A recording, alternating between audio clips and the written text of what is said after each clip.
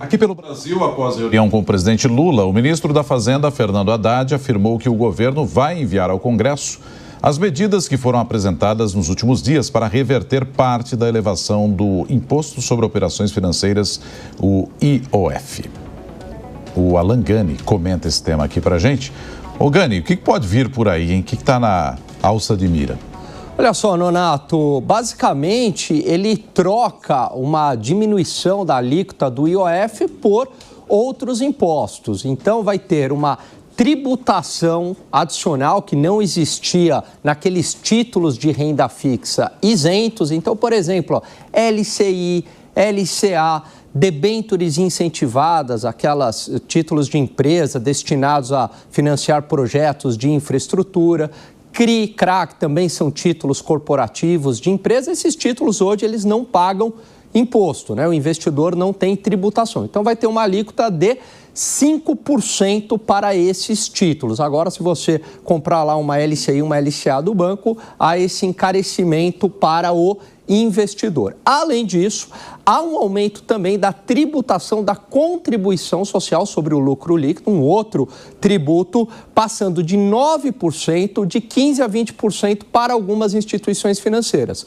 É verdade que muitos bancos já operam numa alíquota de 15% a 20%, mas tem algumas instituições financeiras que operam com 9%. Então, também haveria um aumento da tributação. E uma outra medida é que a aplicação na renda fixa, quando a gente compra lá, por exemplo, um CDB de um banco, certo? Até 6 meses, a gente paga um imposto de 22,5%. Ou seja, se eu retirar o dinheiro antes de 6 meses, sobre o ganho de capital que eu estou tendo, sobre os juros, eu pago 22,5%. De 6 meses a 1 ano, Nonato, eu pago 20%. De 1 ano a 2 anos, 17,5%. E acima de 2 anos, a tributação é 15%. O governo vai unificar, independentemente do prazo que você resgatar o dinheiro, a tributação vai ser 17,5%. Então, se eu aplicar por 6 meses, 17,5%. Se eu aplicar por 10 anos, 17,5% naquelas modalidades que não tem a isenção, né? Que tem a tributação regressiva na renda fixa. Basicamente, esse vai ser aí o pacote de medida a ser apresentado ao Congresso Nacional por meio de uma medida provisória.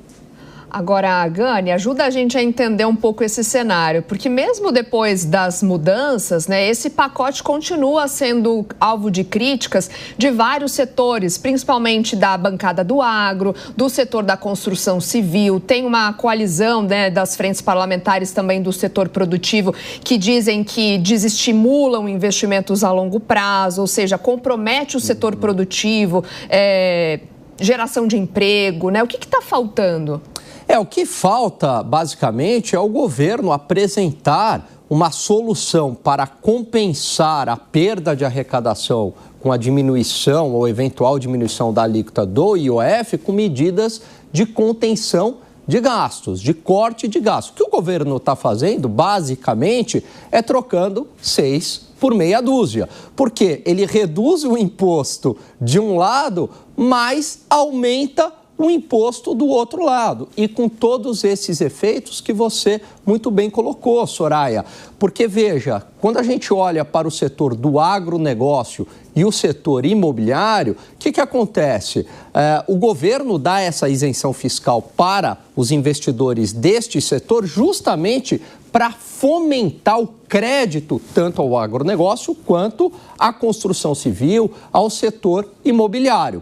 À medida que você aumenta a tributação de uma LCI, que é a letra de crédito imobiliário, ou a LCA, a letra de crédito do agronegócio, esse dinheiro ele está mais caro. Então, significa que o investidor vai ter uma menor propensão a comprar esses títulos, ou seja, vai diminuir o crédito. Se diminuir o crédito, se diminuir essa oferta de crédito, o que vai ocorrer com a menor oferta? Aumenta a taxa de juros. Então, há um impacto lá na ponta final. Então, encarece esse crédito para a construção civil e para o agronegócio. Além do que, hoje, a tributação para as aplicações de renda fixa de prazos mais alongados, né, acima de 2 anos, ela é de 15%. Agora, passaria para 17,5%, independentemente do prazo. Você vai falar, poxa, se a alíquota é igual, eu prefiro fazer uma aplicação de curto prazo do que